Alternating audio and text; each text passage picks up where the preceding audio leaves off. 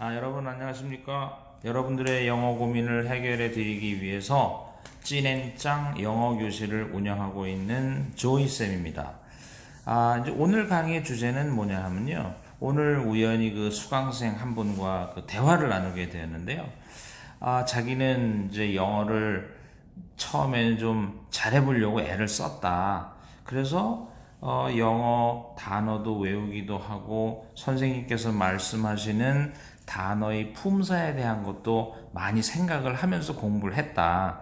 그러나 이제 영어를 하면서 시간이 지나면서 영어 단어라는 것에 대한 개념을 홀랑 잊어버리고 그냥 영어 단어를 외워서 그 뜻만을 아는 영어를 하면서 또 뭐 문제는 열심히 하지도 않았으니까 결국에는 깊이 있는 영어가 되지 않더라. 이런 얘기를 우연히 하게 되었습니다. 그래서 이제 오늘의 주제는 이제 바로 이런 거죠. 오늘의 주제는 깊이 있는 영어를 한번 해보자. 그렇다면 깊이 있는 영어의 시작은 뭐냐? 그건 역시 단어의 품사인데요. 말씀드렸다시피 여러분들이 단어라는 것은 외우면 된다. 이 생각을 이제 쭉 하고 계시는 거잖아요. 근데 몇 차례 말씀을 드렸듯이 단어를 외우면 된다. 그건 뭐 당연한 말씀이에요. 그래서 이제 그 토익에 나와 있는 해커스 토익 실전 천재라는 책에 나와 있는 한 예문을 하나 들어보겠습니다.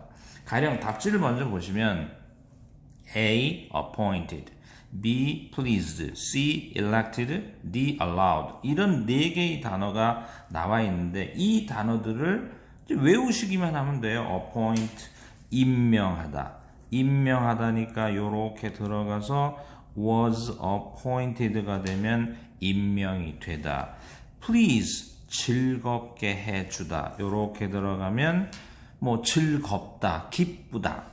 elect는 선출하다. 이렇게 들어가면 선출이 되다. allow는 허락하다니까 요게 이렇게 들어가면 수동태가 돼서 허락이 되다. 이렇게 이제 우리가 단어를 외워서 그 뜻을 정확하게 알고 있으면 이제 해석을 한번 해보는 거죠. She was 빈칸. 그 여자는 A가 됐느냐, B가 됐느냐, C가 됐느냐, D가 됐느냐. To find, 발견을 했지요. A receptive audience. receptive라는 단어는 이제 요 단어를 알면 이 문제를 푸는데 이제 결정적으로 도움이 되지요. receptive라는 단어는 가령 우리가 잘 아는 단어, receive. 뭔가를 받다, 받아들이다. 이런 식이니까 receptive는 receive의 형용사형인데 그럼 받아들이는 또 좀 어려운 한자말로 수용적인 그러나 조금 더 구체적인 내용을 하면 receptive라는 건 열정적인 뭔가를 잘 수용하는 잘 받아들이는 이런 뜻이죠. 그래서 그 여자는 빈칸이 되었어요.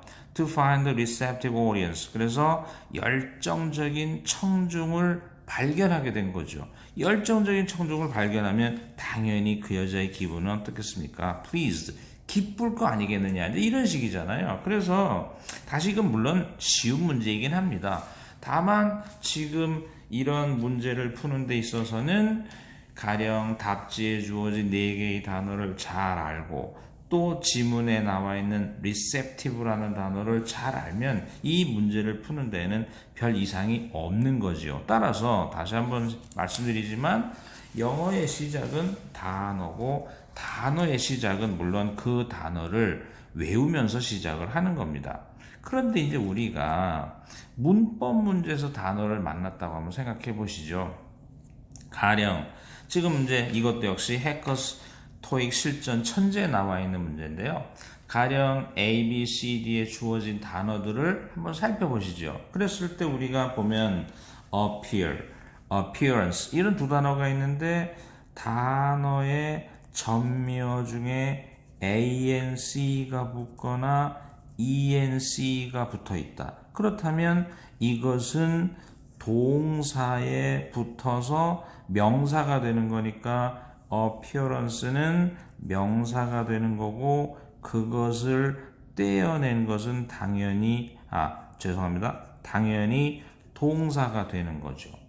두 번째, 영어에서 대부분의 ly가 붙어 있는 단어는 부사가 되는 거고요. ly를 떼면은 당연히 형용사가 되는 거죠.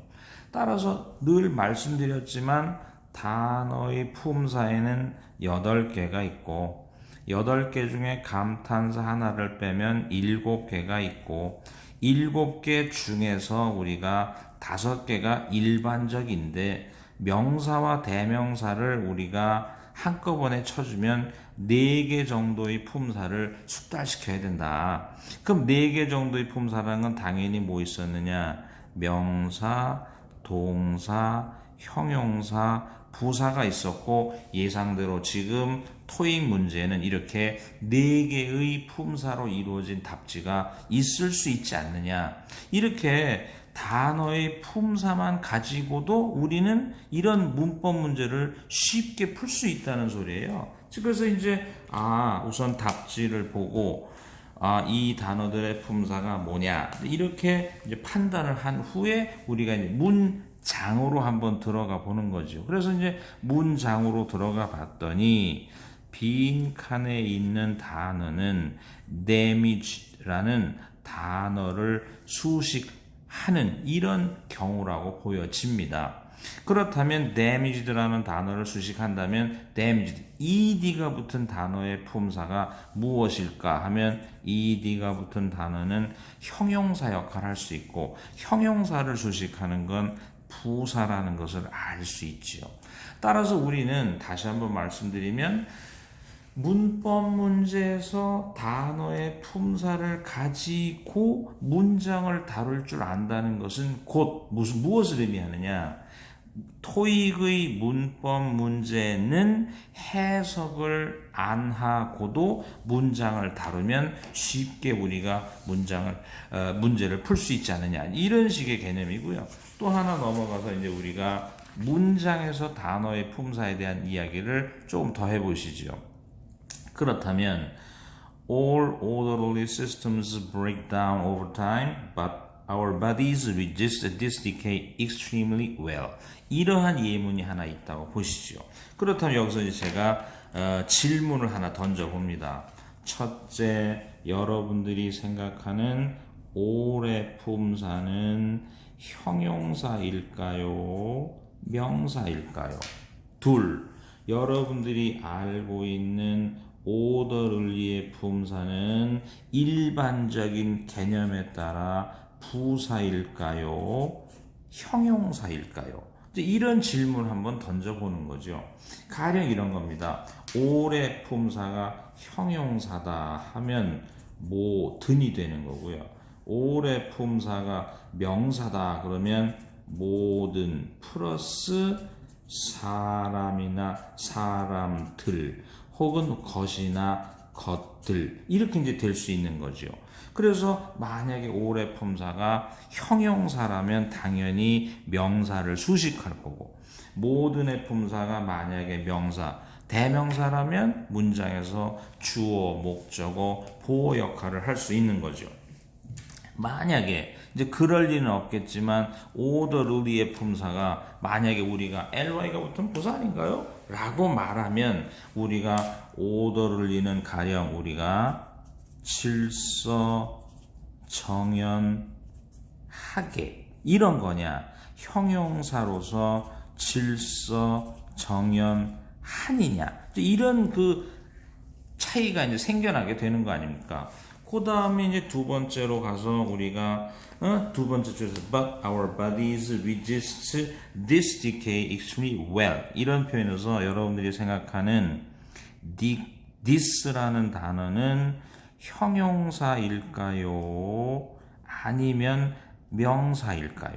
만약에 다시 한번 얘기하면 this가 형용사라면 이런의 뜻을 가지면서 당연히 명사를 수식하겠지만 this가 명사라면 이것 이렇게 될 거 아니겠습니까? 이것 혹은 이 사람 뭐 이런 거죠. 그래서 우리가 이것이나 뭐 이 사람 정도가 되지 않을까 이런 식입니다. 또 여러분들이 생각하는 decay는 동사, 썩게 하다라는 동사일까요? 부패, 그다음 붕괴라는 명사일까요? 이런 식으로 우리가 문장에서도 그 단어의 품사가 무지하게 문제가 될 때가 있다는 거예요. 그걸 우리가 차근차근히 다 따져야 하지 않겠느냐. 그런데 이제 가령 아직까지 여러분들에게 문장에 대한 말씀은 드리지 않았지만 우리가 이 문장을 보면 이 문장은 all orderly systems라는 이게 systems가 명사로서 주어 역할을 하는 겁니다. 왜? breakdown이 서술어, 이것이 서술어, 즉 이것이 동사거든요. 그렇다면 시스템이 명사라면 우리는 all도 시스템을 수식하고 orderly도 시스템을 수식하니까 지금의 all은 당연히 형용사일 거고요. orderly도 당연히 형용사일 거라고 보여집니다. 또한 여러분들이 이미 좀 잘 알고 계셨겠지만 order의 품사는 동사일 수도 있고 명사일 수도 있기 때문에 이 명사에 ly가 붙으면 형용사일 수 있는 거거든요. 그렇다면 결국에는 all은 모든 것이나 모든 것들, 모든 사람들 이런 의미가 아니라 여기서는 모든. 또 orderly는 명사에 ly가 붙었으니까 당연히 형용사가 되면서 우리가 질서정연한 이런 식이니까 all orderly systems 모든 질서정연한 체계들이 over time 시간이 지나면서 breakdown 붕괴가 된다. but 하지만 이런 식이고 그 다음에 이제 우리가 또 생각해 보는 것은 our bodies가 당연히 주어고 resist 우리의 몸은 저항을 한다. 견뎌낸다. 이때의 타동사의 목적어가 뭐냐 했더니 decay가 목적어인 거죠. 그래서 지금의 decay는 동사가 아니라 명사가 되는 거고요. this는 decay를 수식하는 명사가 아니라 형용사가 돼서 this decay는 이러한 붕괴, 이러한 무너짐을 견뎌낸다. extremely well. 마찬가지잖아요. 여기서 extremely well에서 ly가 붙으면 이건 부사다. 왜냐하면 형용사에다가 ly가 붙으면 당연히 부사고 ly가 붙어서 부사가 되는 경우가 솔직한 얘기로 100발 95라고 보시면 되시는 거죠. 다만 여러분들이 또 하나 명심해야 될 것은 여기서처럼 다시 한번 모든 단어에는 품사가 있다. 둘, 품사는 하나의 단어에 하나인 경우보다는 하나의 단어가 여러 개의 품사를 갖는 경우가 대다수이다. 따라서 문장에서 단어의 품사를 정확하게 느끼고 그 품사에 따라 정확하게 표현을 해야만 우리는 오늘의 주제 깊이 있는 영어를 하실 수 있다. 이런 말씀을 드릴 수 있는 거예요. 그래서 이제 문장을 하나 더 보시죠. 문장 하나 더 보시면 우리가 이제 이런 겁니다. We do not hate those who injure us if they do not at the same time wound our self-love. 이런 예문이 있다고 하시죠. 그렇다면 이 문장에서는 여러분들한테 이제 질문을 한번 해보는 거예요. 1. those라는 단어입니다. those라는 단어는 형용사일까요? 대명사일까요? 이런 거. 두 번째, wound라는 단어는 명사일까요? 동사일까요? 근데 이런 것들을 우리가 적응을 해야 된다는 소리죠. 그럼 한번 따져보실까요? 그러면 만약에 those라는 단어가 형용사라면 무슨 뜻일까요? 형용사라면 당연히 우리가 그런, 저런 이라는 형용사가 되면서 당연히 형용사니까 뭐랄까요? 명사를 수식하겠죠. 그러나 those가 만약에 명사라면 우리가 또 뭐가 될까요? 명사가 되면 형용사에다가 것들 혹은 사람들 이런 뜻을 더하면 those는 그 사람들, 그 것들 뭐 이런 뜻이 된다는 거예요. 그랬을 때 지금의 those는 과연 뭘까 하고 물었더니 hate라는 단어가 동사입니다. 이제 우리가 곧 동사에 대한 강의를 시작할 텐데요. hate는 동사 중에서 타동사라고 생각이 됩니다. 그러면 타동사 하면 당연히 무엇을 가질까요? 목적어를 가질 텐데 문제는 목적어가 뭐냐 하고 물었더니 우리는 who라는 단어를 만나면 끊어 읽기를 해서 절을 느끼면 끊어 읽는 게 좋습니다. 그렇다면 이렇게 끊어 읽다 보니까 hate의 목적어가 those가 될 수밖에 없잖아요. 그러면 목적어로 쓰였다는 것은 those가 형용사가 아니라 명사라는 거고 우리는 사람들을 증오하지는 않는다. Who injures, 우리를 상처 입게 하는, 우리를 아프게 하는, 우리에게 상처를 주는 사람들을 우리는 증오하지 않는다. 그런 다음에 운들 한번 볼까요? 그럼 여러분들한테 이제 말씀드렸다시피 운드라는 단어를 여러분들이 문장 바깥에서 암기를 하셨다고 합시다. 그러면 대부분 운드의 뜻이 뭡니까? 그러면 부상. 이렇게 여러분들은 문장 바깥에서의 운드라는 단어는 명사로 외우는 경우가 대부분입니다. 그래서 이제 우리가 운드라는 단어가 명사일 텐데 이거 왜 이러지? 왜 해석이 안 되지? 이런 식인데 우리가 중학교 1학년 때 이렇게 배웁니다. 동사를 부정하는 방법은 do not, does not, did not 다음에 동사가 나와야 되는데 동사가 나오지 않은 겁니다. 그렇다면 다시 동사를 부정할 때는 do not, does not, did not 동사 이렇게 나와야 되는데 지금 적어도 at은 동사가 아니지 않느냐. 그렇다면 항상 이런 겁니다. 다시 do not, does not, did not 다음엔 동사가 나와라. 그런데 지금처럼 나와야 할 것이 나오지 않으면 나올 때까지 수식어를 빼내는 겁니다. 우리가 어제 강에서 나왔듯이 전치사는 명사를 전치사의 목적어 삼는다. 그래서 요만큼을 수식어로 빼면 do not, does not, did not 다음에 뭐가 나와야 된다고요? 동사. 그러다 보니까 would는 동사가 되는 거죠. 그러면 다시 한번 얘기하면 그러면 다시 품사는 바뀐다. 바뀌는 품사에 적응해라. 그럼 이제 would가 동사가 된 거예요. 그러면 우리가 부상이 동사가 되면 뭐가 되지? 이랬을 때 부상을 입히다. 상처를 입히다. 사람을 아프게 하다. 이게 이제 would잖아요. 그러면 우리가 동사라면 곧 하겠지만 타동사가 많을 것이고 타동사는 명사인 목적어를 동반하게 되는 거죠.